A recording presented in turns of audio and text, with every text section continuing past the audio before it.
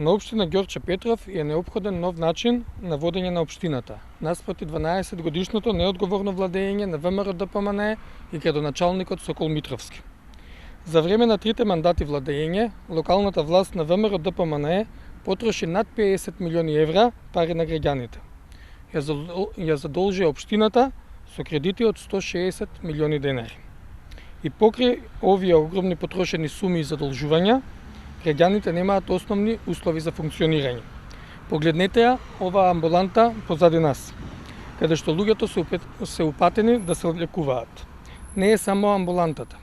Децата во основното училиште во Ново село Тихомир Милошевски учат во несоодветни просторни услови.